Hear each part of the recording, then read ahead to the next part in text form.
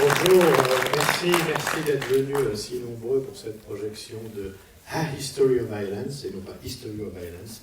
La nuance est de taille, on en parlera peut-être tout à l'heure, qui est un film que David Cronenberg réalise juste après un autre film qui s'appelait Spider, qui s'appelle toujours Spider, qui sera d'ailleurs projeté tout à l'heure à 19h dans cette salle. Et Spider était un film très personnel, auquel Cronenberg tenait beaucoup. Il avait même accepté de ne pas être payé sur le tournage parce qu'il tenait vraiment beaucoup à ce film. Et le film qui suit, donc, A History of Violence, en fait, c'est une commande. C'est pas du tout un projet personnel de David Cronenberg. C'est son producteur, je pense que c'est New Line, qui lui apporte un scénario. Cronenberg accepte de le réaliser à condition d'avoir les coulées franches et ce qu'il aura eu. Donc, il va modifier énormément le scénario d'origine. Et ce scénario, en fait, est adapté d'une bande dessinée, ce qu'on appelle un graphic novel, un roman graphique, et Cronenberg dira que quand il lit le scénario, il ne savait pas du tout en fait que ça venait d'une bande dessinée. Ça n'intéresse pas beaucoup la bande dessinée, il trouve ça assez infantile, enfin c'est pas du tout son univers. Et donc c'est bien après, enfin au bout d'un moment qu'il apprendra, après avoir accepté de réaliser le film, qu'il apprendra que le film est adapté d'une bande dessinée. Alors je l'ai là, voilà, elle est là, History of Violence, elle a été publiée en France. C'est une bande dessinée qui date de 1997, voilà. On peut la trouver en cherchant bien, voilà, chez Delcourt. Si vous verrez là qu'il y a énormément de différences entre le film et la bande dessinée d'origine. Je ne vais pas vous en dire plus pour l'instant, sinon que justement, peut-être qu'on reconnaît un auteur, pas forcément au fait qu'il réalise en pleine conscience des films personnels, mais je pense qu'on reconnaît davantage encore un auteur avec les films de commande qu'il réalise, c'est-à-dire dans la manière qu'il peut avoir de transformer un projet qui ne vient pas de lui pour en faire un objet extrêmement personnel. Et vous allez voir que A History of Violence, qu'on est beaucoup à considérer comme un des très très grands films de sa période, vous verrez si ça vous plaît, et bien que c'est un très grand film, et c'est un film totalement personnel, à tel point que entre Spider, A History of Violence, et le film qu'il va réaliser après, qui est Eastern Promises, Les Promesses de l'Ombre, qui passera demain en présence de son acteur principal, Viggo Mortensen, qui est aussi l'acteur principal de A History of Violence, ces trois films, en les forment un triptyque, et on pourra en parler tout à l'heure à l'issue de cette projection. David Cronenberg a un emploi du temps assez chargé, donc bon, j'aurais bien voulu qu'il soit là pour en parler. Donc vous l'aurez que moi, voilà, désolé, pour vous dire quelques mots du film. Mais c'est un film que j'aime vraiment, vraiment beaucoup. J'ai découvert dans des circonstances assez amusantes, puisque je l'ai découvert à Toronto, dans le laboratoire où David Cronenberg m'avait emmené, parce que j'avais un projet d'article sur le film qui avait été sélectionné au Festival de Cannes en 2005. Il est reparti bredouille, mais je crois, hein, peut-être je me trompe, mais c'était de loin le plus beau film de la sélection cette année. Voilà, qui le voit pour la première fois? Bien, donc je ne vous en dis pas plus. Si vous voulez bien, on en discute après. C'est une copie 35 mm qui vous sera projetée. Bonne projection.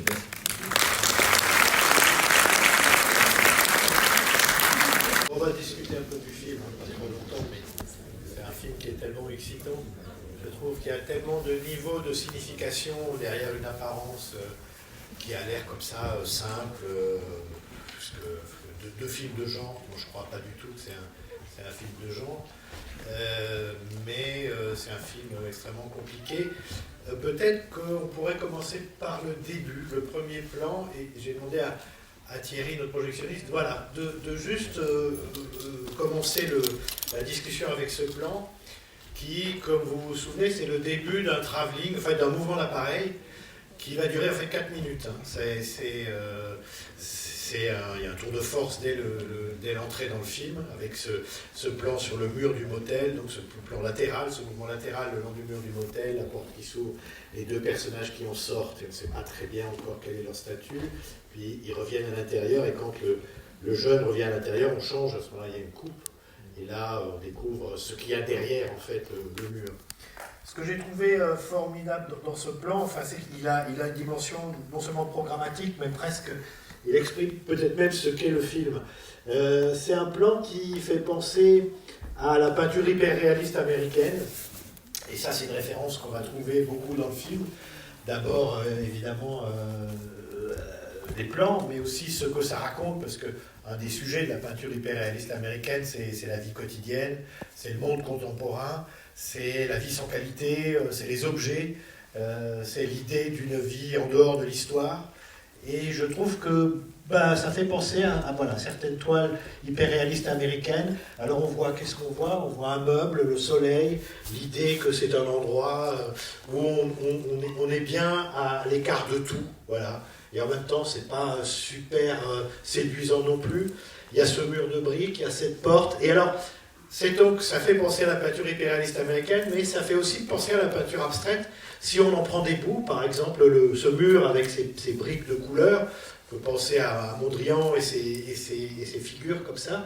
Donc, on est à la fois, dès le premier plan, la première image, c'est pas le premier plan, c'est la première image, donc quelque chose qui renvoie au réalisme figuratif très fort, mais aussi à une dimension abstraite. Et je pense que c'est la clé du film. Le film je trouve, le film est tellement puissant qu'en fait, il me semble qu'il touche les deux dimensions absolument contradictoires du cinéma et qu'il essaye d'en faire une unité. Je dirais, une des dimensions du cinéma, c'est de montrer la réalité visible. Voilà, quelque chose est enregistré par la caméra qui se passe devant elle, de réel. Et puis, il y a une autre conception du cinéma qui est tout à fait opposée. D'ailleurs, il y a des querelles théoriques depuis les débuts du cinéma, mais qui ont vraiment explosé à partir des écrits d'André Bazin, mais d'autres aussi.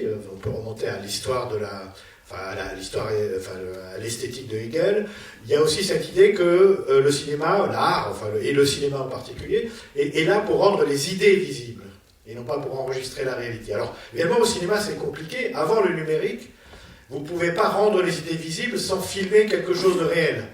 Mais c'est quand même toute cette dialectique-là qui va se jouer, c'est-à-dire, vous avez d'un côté l'enregistrement pur de ce qui se passe devant la caméra, et de l'autre, l'idée, le projet de rendre visible quelque chose d'abstrait, une idée, un fantasme, etc. Et je trouve que c'est parfaitement le sujet du film.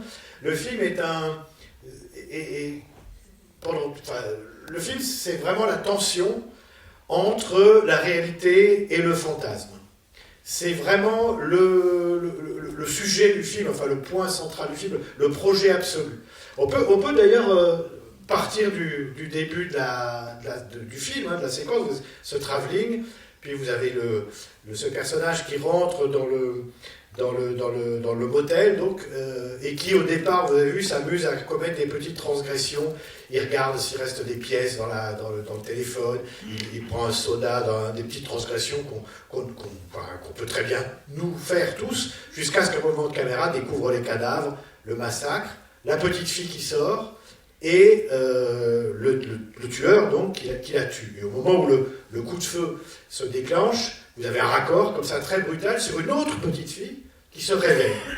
Et donc on peut se dire, voilà, c'est en fait ce qu'on va voir, c'est un cauchemar. C'est-à-dire c'est quelque chose qui n'est pas réel, qui n'est pas dans le monde réel. C'est quelque chose, c'est un cauchemar, et ça va être l'histoire d'un cauchemar qui va s'imposer à tous.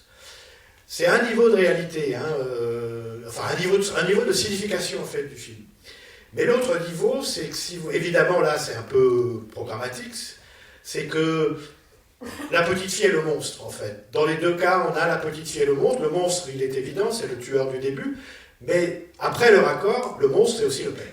Parce que lui aussi, finalement, va dévoiler quelque chose de monstrueux et qui va sortir progressivement d'un cauchemar dont il est une des composantes, alors qu'il ne veut pas être dans la composante du cauchemar, il veut être dans le monde réel.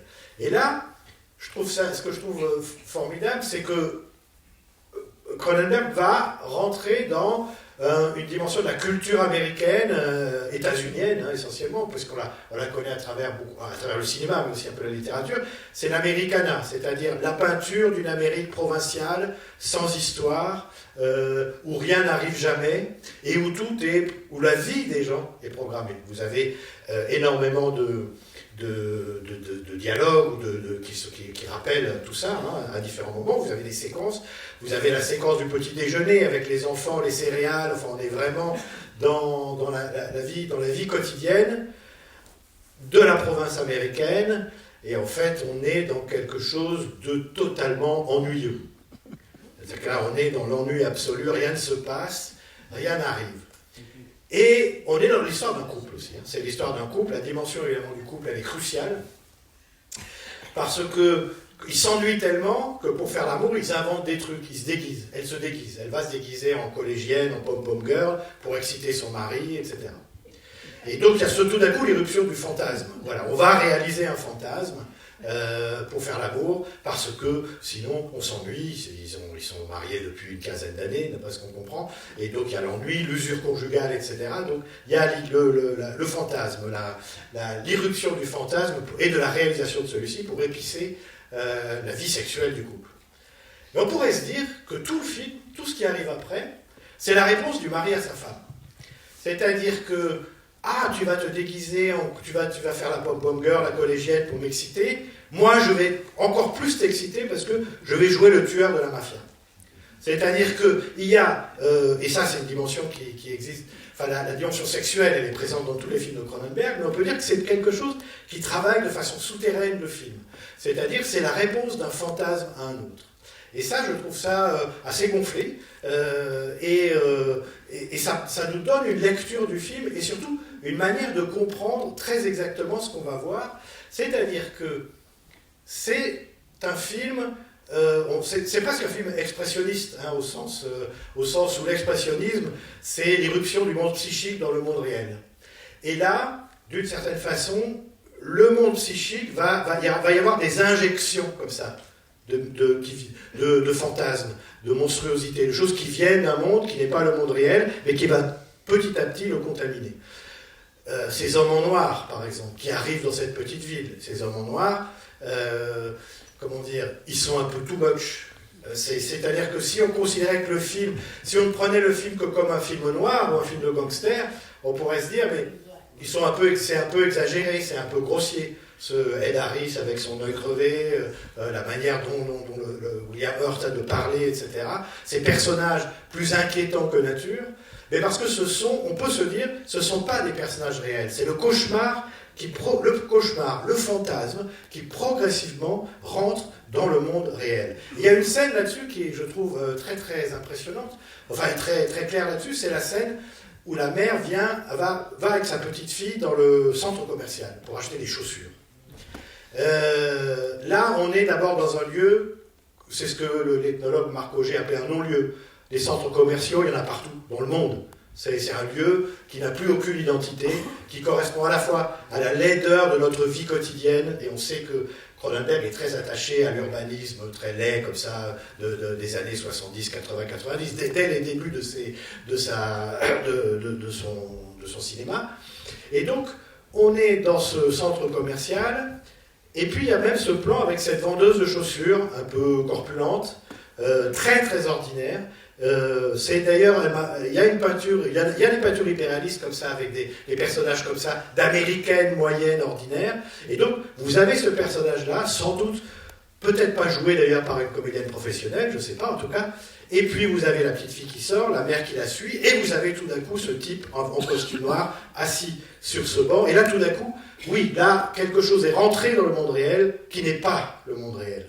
Et donc, le film est construit comme ça sur cette intrusion de la réalité par le fantasme, par le monde, en fait, par le monde psychique. Et alors là, on peut décliner différents moments où tout d'un coup ça saute aux yeux, c'est-à-dire qu'on est dans quelque chose qui n'est plus le monde réel. Et alors donc, ce qui n'est pas le monde réel, c'est l'horreur, c'est la monstruosité, ce sont ces plans très courts sur les visages, sur la défiguration. Lorsqu'après la fusillade dans le diner, vous avez un gros plan du visage d'Ed Harris qui a pris une balle, vous voyez que le visage est arraché, vous avez ce personnage de gangster qui se fait écraser le nez, donc vous avez le monde psychique, c'est un monde de cauchemar peuplé de monstres.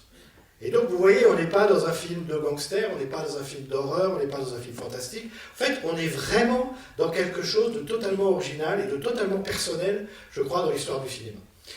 David Cronenberg n'est pas quelqu'un, c'est pas un cinéphile par exemple, c'est pas quelqu'un, alors dans sa génération, notamment parmi tous les gens qui ont réalisé qui ont débuté en faisant du cinéma à petit budget d'horreur, comme, je sais pas, John Carpenter, Joe Dante. C'est des cinéphiles, c'est des gens qui ont vu des films, qui ont été influencés par le cinéma. Cronenberg, pas du tout. Son influence, elle vient plutôt de la littérature. Il ne voulait pas du tout être cinéaste. Il l'a dit ici, hein, donc je ne fais que de révélation, j'espère que vous étiez là. Il ne voulait pas être cinéaste, il voulait être écrivain. Et la peinture a également une énorme influence dans le travail de Cronenberg. Et donc, je pense que ça explique la distance qu'il prend vis-à-vis des genres cinématographiques.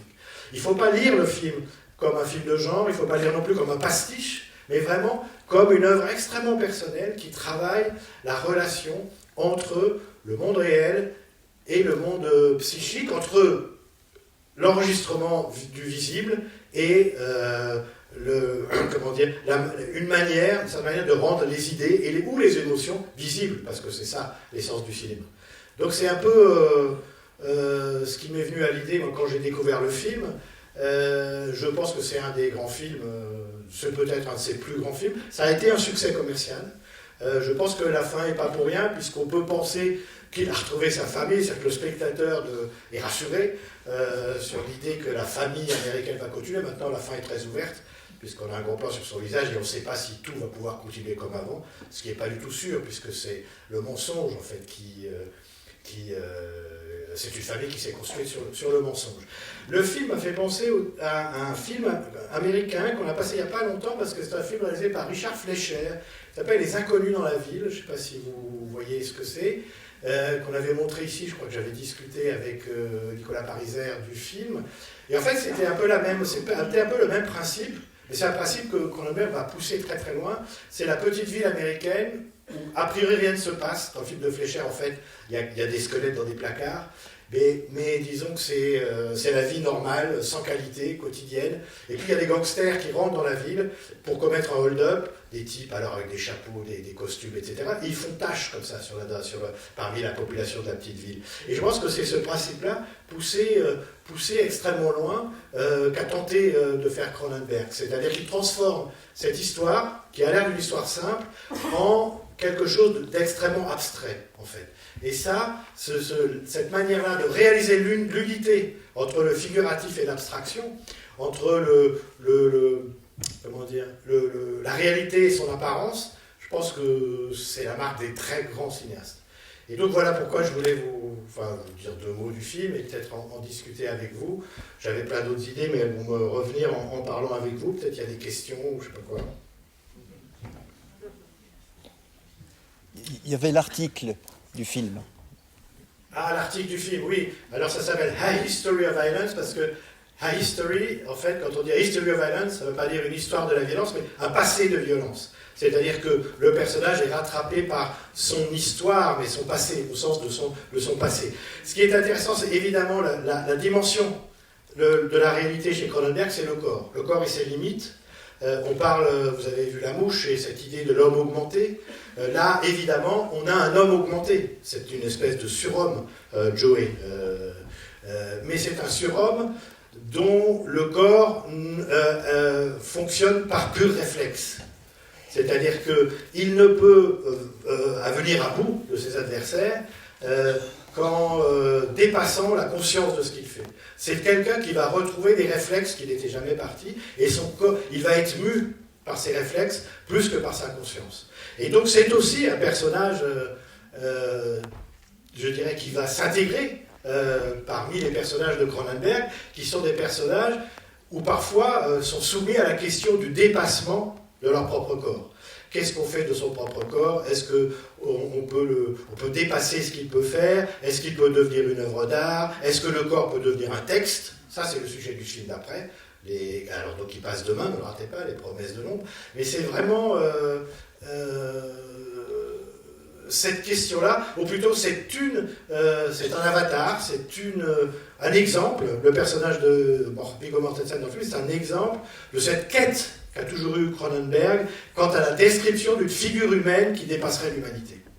Et tout en sachant, parce que Cronenberg est quelqu'un de tout à fait matérialiste, c'est un athée tout à fait, et donc on se retrouve toujours à un moment donné face à la matérialité de ses propres organes. Voilà. Vous vous souvenez de la fin de Vidéodrome, lorsque où il est dit longue vie à la nouvelle chair, et puis le téléviseur explose, il y a un téléviseur, et en fait, le téléviseur dégueule des tripes et des organes. C'est-à-dire qu'en fait, est-ce qu'il y a une nouvelle chair quand on se retrouve devant la matérialité de la chair, c'est des tripes, quoi. C'est-à-dire qu'il n'y a pas de dépassement en fait, possible du corps. On peut en discuter. Mais ça, c'est vraiment, je dirais, paradoxalement, la leçon de la vision strictement réaliste, en fait, qu'a Cronenberg. Même s'il invente des histoires de savants fous, de parasites mutants, etc., d'hommes-mouches, etc., il y a toujours cette dimension-là. Au bout du compte, il ne reste que le corps et ses organes. Voilà. Et c'est rarement beau à voir. Question là-bas. Il faut un micro. Il faut un micro, sinon je ne vous entends pas. Non. Il n'y a pas de micro. Moi, je voulais juste dire quelque chose par rapport à ce que vous avez dit. On sait beaucoup de choses sur son histoire, mais il y a peu de dialogue sur son histoire. Il y a peu de dialogue sur ce qu'il a fait. Mais en fait, lui est tellement... Et quand vous parlez d'expressionnisme, en fait, là où il nous sensibilise aussi, Cronenberg, c'est sur la transformation du visage de Viggo Mortensen qui parle. Et en fait, il n'a pas besoin de parler parce que son visage transmet tout ce qu'il a été, tout son passé. Et il a une transformation même qui est presque troublante parce qu'il perd des joues quand il redevient Joey. Il a ses yeux qui sont presque comme ceux de Ed Harris, complètement sans plus d'émotion. Et c'est très troublant, cette transformation qui est presque en se disant, mais est-ce que ça a été filmé au même moment, pratiquement. Donc c'est vrai qu'on ne relate pas forcément des épisodes de son passé, on peut les imaginer, où on a quelques petites références, mais son visage parle, et c'est assez... Là, on est dans une esthétique absolument extraordinaire. Oui, voilà. Oui, là, pour saluer la performance de Viggo Mortensen, ça s'est tellement bien passé qu'il va faire 3 autres films après ensemble. Vous avez raison, il y a une tension entre, là aussi, l'humanité et l'inhumanité à travers le jeu de Viggo Mortensen et la façon dont son visage est éclairé, en fait. C'est-à-dire que vous avez ce plan où il est seul dans le diner avec une tasse de café, et on voit bien que en fait il a presque plus, il a plus d'yeux, quoi. Il a des yeux blancs, c'est-à-dire que c'est là que tout d'un coup, c'est avec ce plan-là que le spectateur n'a plus aucun doute sur le fait qu'il n'est pas celui qu'il dit être, mais qu'il est quelqu'un d'autre. Sur les références de son passé, oui, mais il n'y en a pas parce que c'est pas un film de gangster. C'est-à-dire qu'il faut qu'on ait quelques éléments pour comprendre qu'en fait, il a été d'une cruauté inimaginable avant de devenir un père de famille sans histoire. Donc il y a ça, on a quelques clés, mais ça suffit, en fait. Les personnages de gangsters, encore une fois, dans le film, sont des personnages monstrueux. Ce sont des monstres de films d'horreur, presque. C'est des personnages qui ne collent pas dans l'univers réaliste qui est celui du film. Alors quand on dit réaliste, il y a toujours chez Cronenberg ce décalage, c'est tout le film qui est censé se passer aux États-Unis, et d'ailleurs évidemment le film interroge la question de la violence, qui est une dimension, je dirais, essentielle de l'histoire des États-Unis, qui est une nation qui s'est construite sur le massacre, le génocide, etc. Sur le fait que c'est un pays violent, que le deuxième amendement permet à tout le monde, la Constitution permet à tout le monde de posséder une arme à feu. Ça fascinait beaucoup Cronenberg, évidemment, il voulait travailler cette question-là. Et en fait, le film est entièrement tourné au Canada, dans une ville qui s'appelle Millbrook, d'ailleurs. Il a gardé le nom de la ville, mais c'est entièrement sur le Canada. Et le Canada, c'est pas les États-Unis. Ça y ressemble, mais pas complètement. Et Cronenberg a tourné tous ses films au Canada, même ceux qui sont censés se passer aux États-Unis. Il aimait beaucoup cette idée-là, parce que d'abord c'était plus pratique pour lui, il était plus près de chez lui. Il n'a jamais été fasciné par Hollywood, il n'a jamais voulu s'installer là-bas, etc. Il a toujours vécu à Toronto. Mais il disait, le Canada, c'est un peu les États-Unis, mais dirigé par des Suisses. C'est-à-dire que c'est pas exactement ça. Et donc, déjà, ce décalage de la perception, qui est infinitésimal, hein, on peut évidemment ne pas le voir, on le voit pas en fait. Mais ça lui plaisait beaucoup, cette question. Enfin, encore une fois, ce décalage-là qui introduisait une dimension non naturelle à ce qu'on voyait. Oui, bonjour. Bon, vous venez d'évoquer en filigrane finalement la question que je souhaitais vous poser au sujet de ce que peut nous dire finalement le film, du point de vue de Cronenberg, bien évidemment, sur la violence aux États-Unis. J'aimerais vous entendre un peu sur la conception du réalisateur sur ce sujet, justement, au regard de cette violence, qui est aussi, à un moment donné, assez forte au sein de l'école, quand le jeune, justement, est confronté à ses bourreaux. Très juste. Voilà, donc oui, peut-être un petit peu ces éléments qui sont bien plus larges que la seule figure du père. Bien sûr, mais c'est très juste. Alors Cronenberg disait qu'en fait, il n'a jamais été dans sa vie confronté à la violence. C'est une chose, voilà, il n'a jamais frappé personne, il n'a jamais été victime d'une agression, etc. Donc c'est un objet, mais c'est quelque chose qui le fascine. Et c'est quelque chose qui le fascine, vous savez, un des thèmes du cinéma, des motifs, hein, ça va plus local, mais du cinéma de Cronenberg, c'est la contamination. Hein, les parasites Parasite Murder sont dès son premier film, Rage, donc la contamination, donc le vampirisme comme forme qui contamine comme ça la société. Ben là, le virus, c'est la violence. C'est-à-dire que voilà une société qui semble être à l'abri de tout et qui tout d'un coup va se voir injecter un virus, c'est deux types qui rentrent dans l'alerte, et tout d'un coup, la violence va se propager, et c'est la signification de la scène où cette violence, refoulée, mais toujours là, chez le père, va se transmettre chez le fils. C'est presque voilà, une contamination de type film d'horreur, sauf que on est dans un contexte concret, familier, quotidien, et donc le fils lui-même va être contaminé par la violence qui était celle que le père a cherché à refouler pendant très longtemps. Donc voilà aussi une manière de rattacher ce film dont beaucoup avaient dit à l'époque, mais c'est un film de commande, c'est pas lui, il ne reconnaît pas ses obsessions, il n'y a pas d'apparition monstrueuse comme il y en avait dans, Le Festin nu, etc., qui est peut-être son film là-dessus le plus radical. Et en fait, c'est une erreur, c'est un film qui fait vraiment partie d'une œuvre et à laquelle il va explorer ses obsessions à travers ce scénario, qui encore une fois n'était pas de lui, mais qu'il a adapté à sa propre vision du monde. Donc oui, la violence, le virus du film, c'est la violence. Bonjour. Justement, vous venez d'évoquer les obsessions de Cronenberg et le fait qu'on les perçoive moins, du moins au premier coup d'œil. Et vous avez évoqué la bande dessinée d'origine, que vous avez pu lire et étudier. Alors, je voulais vous demander si vous connaissez l'origine des différences qui sont assez importantes entre la bande dessinée et le film, et notamment sur le fait que la bande dessinée contient des éléments horrifiques qui sont assez présents, notamment à travers une scène qui permet de comprendre pourquoi les producteurs ont pensé à Cronenberg pour réaliser le film. Et cette scène, justement, est absente du film. Et donc on voit que Cronenberg a choisi délibérément d'atténuer ces éléments horrifiques. J'imagine que c'est un choix délibéré de sa part. Est-ce que vous en connaissez l'origine ? Ça, je ne peux pas rentrer dans le détail, parce qu'en fait, il faudrait connaître le scénario qui a été soumis à Cronenberg. Parce qu'entre l'apparition de la bande dessinée, il y a eu un travail d'un scénariste, et on a soumis le scénario à Cronenberg, donc je ne sais pas ce qui a été gardé, mais ce qui est sûr, c'est que lui-même a transformé le scénario qu'on lui avait confié. Donc sur les différences de fond, elles sont importantes. On voit bien que le film est plus ramassé, il dure 1h30.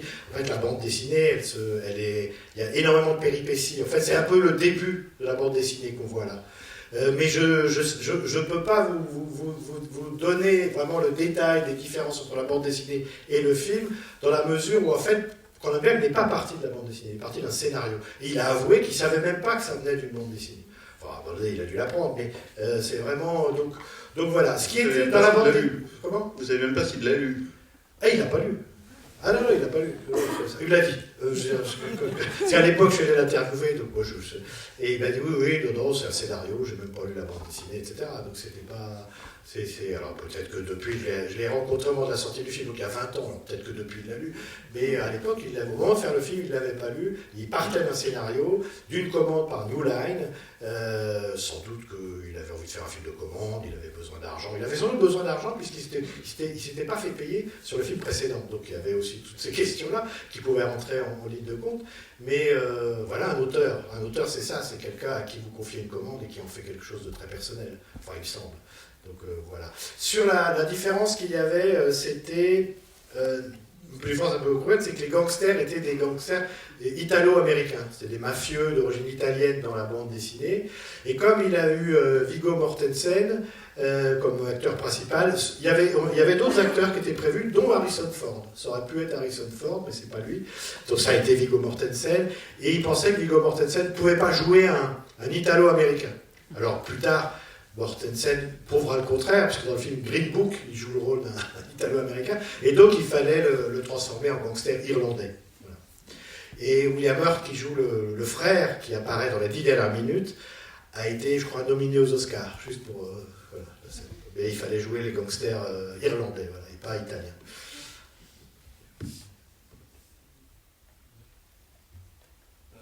Dans l'avant-dernière scène... J'ai pas de...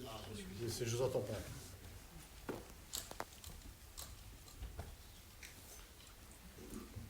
Merci. D'abord, merci pour vos explications.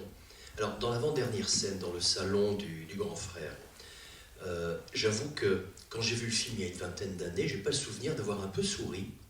Alors que là, on voit le visage du grand frère complètement abasourdi par l'inefficacité des hommes de main. Est-ce que, selon vous, c'était un effet recherché ? Oui, bien sûr. Enfin, il y a une dimension... La dimension grotesque et comique, elle est dans le film. Ils sont de toute façon... Ils sont too much, ces gangsters. Donc on en rajoute. Et on pourrait se dire que le surjeu de William Hurt à la fin, c'est trop comique, c'est trop grotesque. Ça nuit à l'efficacité de quelqu'un qui voudrait voir un film noir, un film de gangster, avec une intensité, etc. Mais justement, on n'est pas dans le film noir. On est dans le retour du personnage dans son propre cauchemar. Et donc plus on s'enfonce, et plus la réalité devient grotesque, enfin la réalité, la perception des choses en fait, devient grotesque, exagérée, etc. Et donc il était assez content de la dimension aussi comique de certains moments de son film.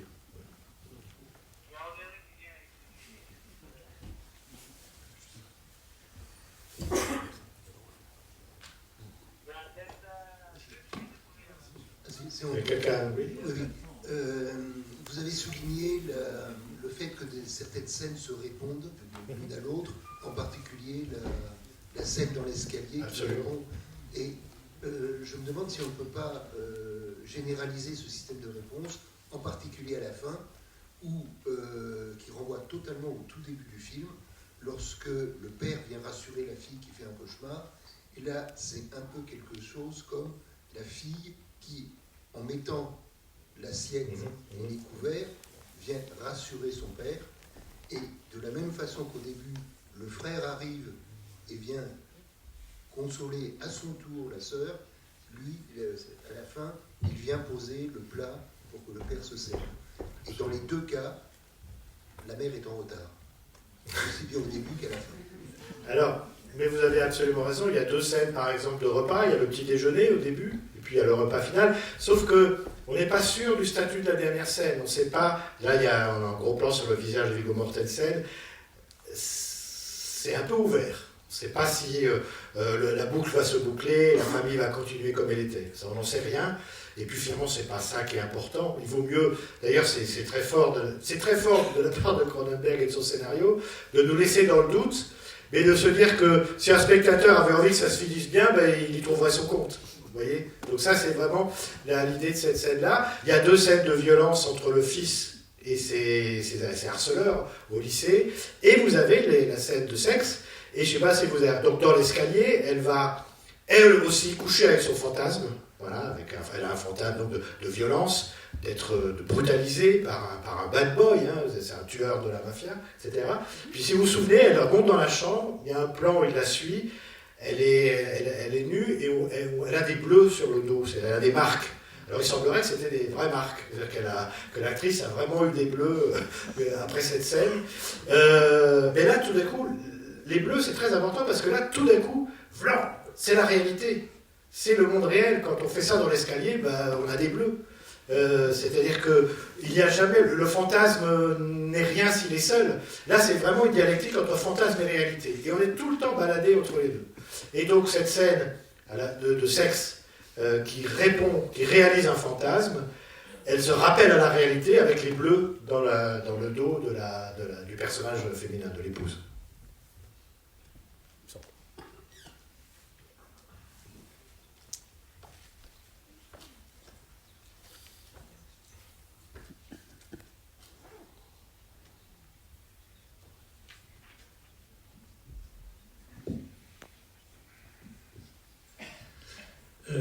Oui, ce que vous disiez sur la dialectique entre la réalité et le fantasme, ça me parle beaucoup. Mais il y a un autre point qui est un peu complémentaire de ça, c'est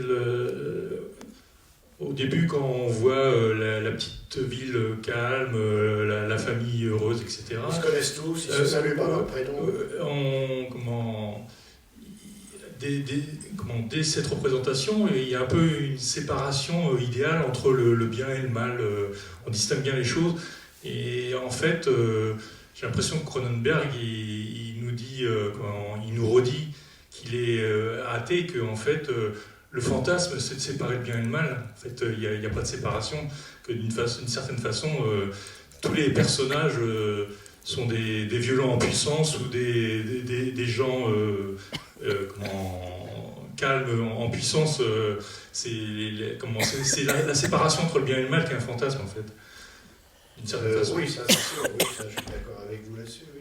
Oui, après, cette idée de la violence, c'est James Baldwin qui avait dit la violence est aussi américaine que la tarte aux pommes. Que ça faisait partie de l'être même des États-Unis, etc. Donc oui, on peut penser ça.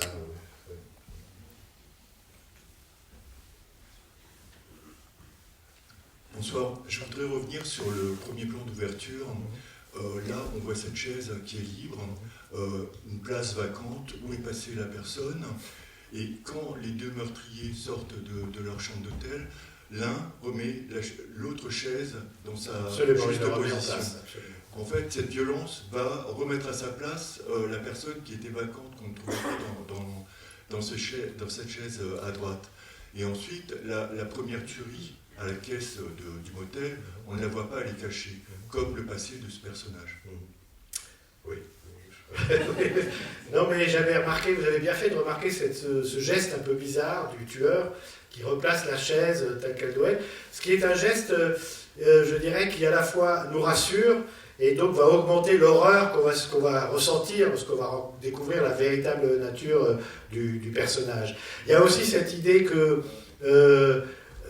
ce qu'on voit est une représentation, est une image, ce qu'on voit est une image parfaite, voilà, celle-là, une image, et qu'en fait, derrière l'image, c'est l'horreur, c'est l'enfer, c'est l'enfer. Et c'est un peu topographiquement ce que va être la scène, c'est-à-dire l'image parfaite, la chaise, le soleil, le mur, la porte, et puis derrière, la mort et la désolation. Donc, et l'idée que ce personnage un peu qui est entre les deux mondes, remette la chaise en place, je trouve que c'est une idée un peu perverse, mais très très juste, c'est très juste de l'avoir souligné. Ouais. Et vous disiez aussi que c'était un film de commande, mais quand je vois ce film, ça me refait penser à plein d'autres films de Cronenberg.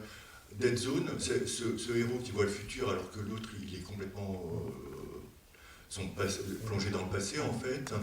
La Mouche, ce que vous disiez, l'homme surdéveloppé, Crash, la sexualité et la violence, et Dead Zone, je l'ai dit. Non mais il y a tout dans ce film. Et bien sûr la fratrie avec Faux-Semblant. Et Scanner, absolument, les histoires de frères, vous avez raison. On retrouve une espèce de mythologie comme ça, bien sûr. D'autres interventions? Oui.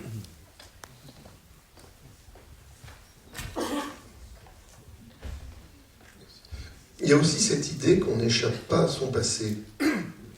l'Amérique s'est construite sur l'idée que les immigrants qui arrivaient, qui pouvaient très bien être des gens très divers dans leur passé, abandonnaient celui-ci, construisaient un avenir. Voilà quelqu'un qui a été un truand, qui apparemment a passé 3 ans dans le désert, je le dis à un moment, pour se refaire une virginité, et puis il est rattrapé par son passé, à la suite d'un acte qui est positivement un acte de courage.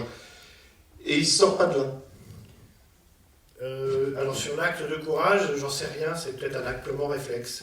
C'est-à-dire qu'il a tellement appris à tuer dans sa jeunesse qu'il n'a même pas le temps d'avoir conscience de ce qu'il fait. C'est une pure machine à tuer. Donc l'idée du courage ou de la conscience de ce qu'on fait, etc., c'est un peu discutable, mais de toute façon c'est de la psychologie, donc le cinéma ne nous dit rien de plus que ce qu'on voit. Donc c'est pas probant en fait. Alors l'autre question qui est la question de la born again en fait, c'est la mythologie américaine de la seconde chance en fait, et que le film embrèche évidemment. Il n'y a pas de, on échappe, on croit avoir une seconde chance et en fait on n'en a pas. Il y a un critique qui a comparé, je trouve les comparaisons absolument formidables. C'est Jean-Marie Samoki qui a écrit un livre chez Yellowknow sur Il était une fois en Amérique de Sergio Leone. Et il disait qu'est-ce qui arrive à Robert De Niro, Noodles, le gangster de Brooklyn, pendant toutes ces années où il s'est couché de bonheur, c'est-à-dire des années où il a disparu. Eh bien c'est lui, c'est-à-dire qu'il est devenu un citoyen ordinaire, etc. Et qui en a fini avec son passé, et puis qui a été rattrapé par son passé ou pas. D'ailleurs, dans le film de Léon, c'est plutôt très très funèbre, il arrive à la fin. Mais il y a cette idée que, voilà, le Tom Stahl, c'est Noodles dans une fois en Amérique, le gangster qui disparaît dans un monde qui est celui, le monde familier sans qualité de la province américaine. Voilà. Je trouve que c'était une comparaison assez intéressante. Voilà.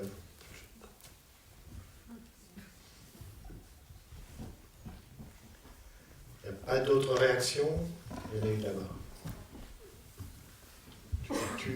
Tu m'as surpris en disant qu'il n'est pas cinéphile, Cronenberg, parce que ce film-là, il fait penser directement au tueur de Siolmak et au tueur de Don Siegel, le remake, c'est-à-dire 2 types qui arrivent en ville, qui voient qui reconnaissent un gars qui rangeait des voitures et qui a été dans des gangsters, etc. La grande majeure différence avec ces films, c'est il n'y a pas la femme fatale. C'est-à-dire qu'en fait, on ne sait pas. Il y a évidemment le personnage de Maria Bello, on ne sait pas quelle est sa profession. Elle semble être un peu avocate, un truc comme ça. J'ai cru comprendre aussi. Mais en fait, on n'en sait rien. On ne la voit pas travailler, on ne voit pas ses collègues, etc. Donc on ne sait pas trop quelle est son occupation professionnelle. Donc, on va dire, on est dans une époque où il n'y a plus la femme fatale, mais ou alors le personnage qui s'est enfui, il s'est enfui avec elle. On peut dire ça aussi. Non, j'extrapole, c'est pas dans le film. Soyons clairs. Mais on peut dire que le personnage de femme fatale est renversé, en quelque sorte, et est devenu la mère de famille. Voilà. Ah oui, mais moi j'y crois pas vraiment en fait. C'est-à-dire que la femme fatale c'est une convention de film noir et je pense que c'est pas du tout la référence du film. Donc non, je vois pas ça comme ça. Le film noir c'est on peut dire un mélo masculin en fait. C'est un peu les hommes victimes des femmes en fait le scénario de la structure, le schéma du film noir. Là on n'est pas du tout dans ce cas de figure là, je pense pas. Je pense que le personnage de la femme, c'est l'épouse. Hein, c'est l'épouse, comment être mariée avec le même homme pendant 15 ans et avoir toujours et entretenir le désir. Entretenir le désir entre les deux, qui est finalement une question très prosaïque, hein, que tout le monde est amené à se poser dans sa vie. Et là, donc, ils inventent des fantasmes. C'est ça, en fait, le film. C'est lui, elle, se déguise en collégienne, et lui, il fait encore plus fort. Lui, c'est un tueur de la mafia. Et donc, bon, je pense que c'est comme ça. Enfin, c'est comme ça qu'il faut analyser le personnage féminin, qui est assez émouvant, puisque c'est quelqu'un qui se rend compte que l'homme qu'elle aime lui a menti pendant 15 ans. Il y a quand même une dimension humaine dans le film, qui est réelle et qui est très forte. Et voilà plutôt comment je verrais. Et sur la cinéphilie de Cronenberg, ça j'en suis sûr que c'est pas du tout pense pas ces films en référence à des films déjà existants. Peut-être que la bande dessinée a été écrite et dessinée par des gens qui pensaient au film noir et aux références que tu dis, mais j'en sais rien, j'en suis pas sûr.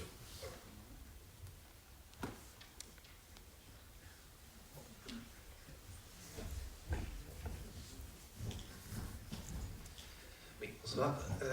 C'est vrai qu'en voyant le film, il y a une scène que j'avais pas forcément remarquée, enfin c'est plus un détail, mais qui m'a un peu sauté aux yeux, c'est au moment où le personnage de Mortensen tue Eliminaris et les autres hommes. Il y a plusieurs inserts sur la vision qu'a sa femme derrière la fenêtre, et puis on entend un bourdonnement de mouches. Et en y repensant, je me demande si on dirait qu'il voudrait symboliser le fait que la famille américaine, qui est souvent parfaite dans ce genre de film, qui est un peu le réconfort face au monde, cette fois est complètement pourrie de l'intérieur, qu'au contraire c'est vraiment de là que part le mal en fait.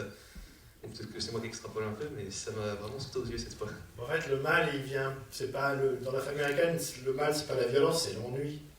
Enfin, c'est un peu ce que dit le film, c'est l'ennui, la répétition. Vous vous souvenez de cette scène de dialogue entre le jeune, l'adolescent, le fils, et sa petite amie, où il dit on va grandir, on va devenir alcoolique, et voilà, c'est quand même cette idée-là. La famille américaine et la petite ville américaine, l'Americana, leur hantise, c'est que ça nous plonge dans un ennui profond, que nos vies se réduisent à quelque chose d'à la fois répétitif et ennuyeux.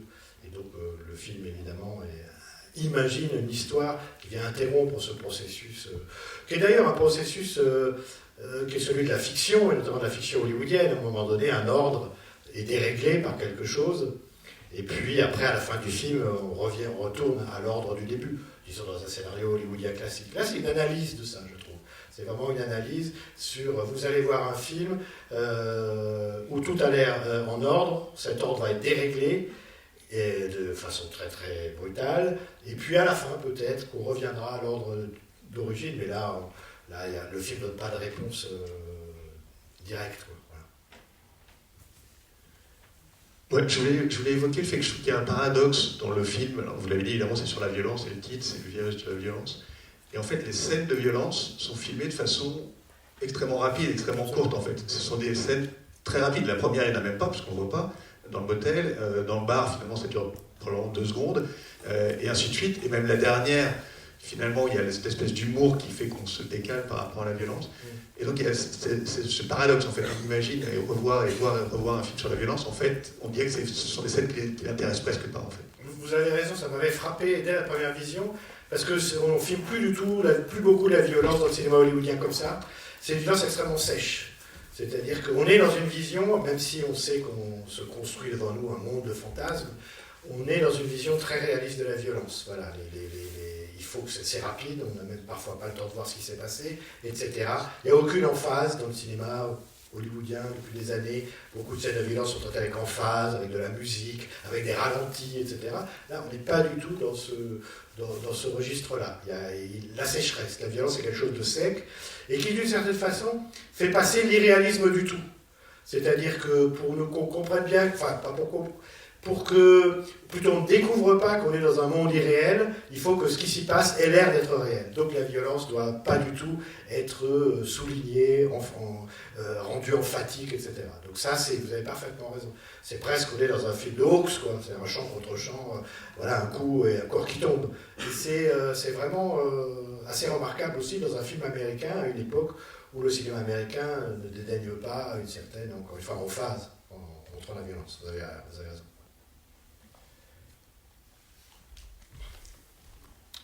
Oui.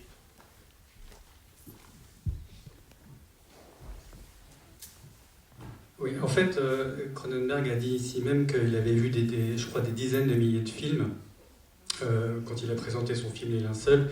Donc je pense que c'est quelqu'un qui est cinéphile au sens où il s'intéresse beaucoup au cinéma, mais on a l'impression qu'il est un peu un électron libre d'une certaine manière et qu'il n'a pas de grandes références. À l'opposé, il citait l'autre grand David Lynch, Lynch, évidemment, lui parle dans ses films, c'est aussi, il parle beaucoup dans ses films sont présents des dizaines d'autres films avant, ce qui n'est pas le cas peut-être de Cronenberg. Et Cronenberg disait un peu étrangement, à mon avis, qu'en fait, si lui-même, Cronenberg, n'était pas aussi influencé par le cinéma américain, c'est parce qu'il était canadien et que Lynch, à l'opposé, était américain. Or, on pense par exemple, je sais pas, à Truffaut, qui, tout français qu'il était passionné par Hitchcock. Donc c'est un peu étrange, c'était un peu une boutade de sa part. Donc j'ai l'impression donc que c'est un petit peu, il s'intéresse pas aux références du passé, mais que Cronenberg est devenu lui-même un point de départ, peut-être avec, par exemple, notamment son fils et sa fille. Oui, quand je dis que Cronenberg n'est pas cinéphile, je ne veux pas dire qu'il ne voit pas de films. Effectivement, c'est quelqu'un qui voit beaucoup de films. Mais ce n'est pas quelqu'un qui utilise le cinéma comme base de travail, comme référence, etc. Comme des gens comme Scorsese, par exemple. Bon, lui, sa cinéphilie, il la met dans ses films. D'ailleurs, le cinéaste cinéphile, ça, on peut dire, ça naît avec la nouvelle vague en France. Hein. Voilà, des gens qui sont nourris de références et qui proposent des variations ou une vision critique du cinéma qu'ils ont aimé, etc. Hein. On peut pas...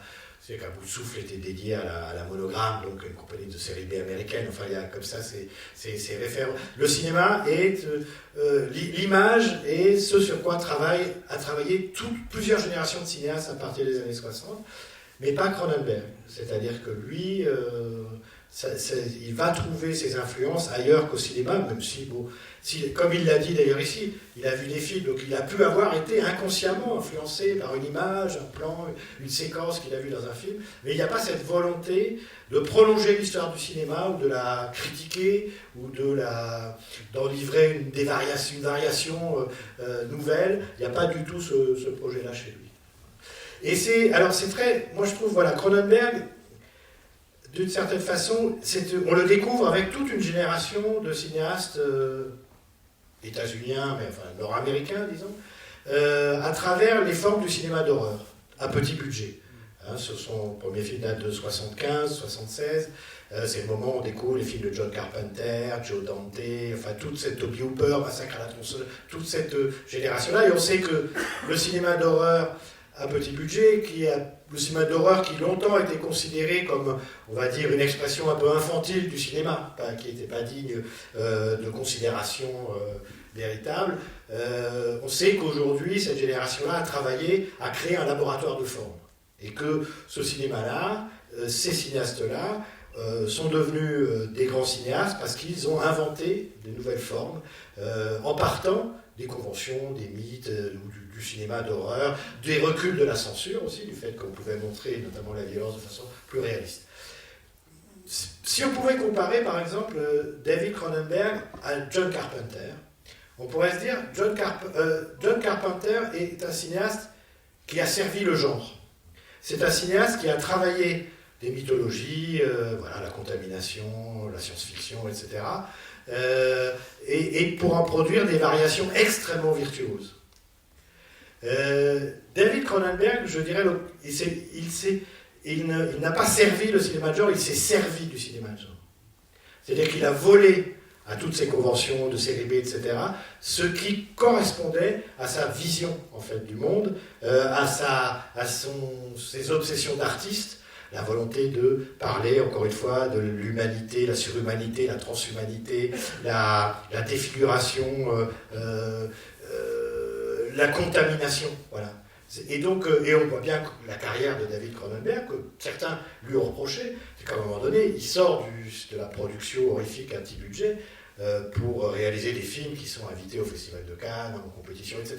C'est-à-dire qu'il est voilà, quelqu'un qui vient du cinéma de genre, qui utilise le cinéma de genre pour devenir et qui deviendra un grand auteur international, à juste titre. John Carpenter, lui, quelqu'un qui a toujours servi le cinéma de genre. Il s'en est pas servi, il s'est mis à son service. Ce qui fait aussi de très beaux films. Mais c'est vraiment, je dirais, les deux opposés voilà, du rapport qu'on peut avoir au cinéma d'épouvante et d'horreur qui a éclos au milieu des années 70. S'il n'y a plus d'autres questions, on va s'arrêter là. Je voulais juste... Il y en a encore ? Ah oui, pardon. Désolé, restez. Il y a une question. Alors. Non ? Il n'y en a plus ? Oui, bah si, j'en ai juste une oui. À votre oui, droite. Oui, ouais, je vous vois. Oui. Quand vous parliez tout à l'heure de l'équilibre qui est rompu dans la famille, mais j'ai l'impression que c'est le fils qui va rétablir cet équilibre. Parce qu'il est ce que le père veut devenir, capable de violence puisqu'il est parasité, mais il cherche par l'humour à désamorcer la violence. Et j'ai l'impression que c'est la transition entre l'équilibre rompu et l'équilibre qui reviendra par la suite. On peut penser le contraire aussi, c'est-à-dire que le prochain personnage violent, c'est le fils. C'est lui qui a été contaminé. Donc, mais vous avez raison, ça c'est assez ouvert. On peut voir effectivement que le fils pourrait mal tourner après toutes ces histoires, puisqu'il a appris le pouvoir de la violence, le fils, grâce à l'image du père, etc. Bon, juste pour vous dire, encore une question. Alors bon, c'est un micro. J'avais juste un truc à vous dire, partez pas, juste un petit truc à vous dire. Oui. Moi j'ai pensé que le coup de couteau dans le pied, oui. Alors qu'il a traversé, il a passé le comptoir, oui. Le relie aux fondations, et donc annonce tout le film.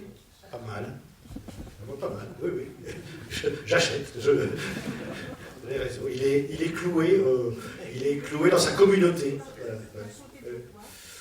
Bon, juste pour vous dire qu'à 19h, il y a Spider qui passe ici dans cette salle. Spider, c'est le film que Cronenberg réalise avant.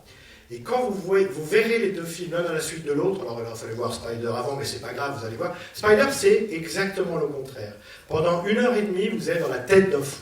On n'est pas dans le monde réel, mais de temps en temps, ce monde psychique totalement déréglé est envahi par des piqûres de réalité. Voilà, des moments où on dit, tiens, là, on est dans le monde réel. Et donc c'est exactement le contraire de A History of Violence. Donc je vous invite à aller voir Spider tout à l'heure, et demain, j'espère que vous avez réservé vos places pour rencontrer Viggo Mortensen qui sera sur cette scène pour nous parler des promesses de l'ombre. Voilà, merci beaucoup.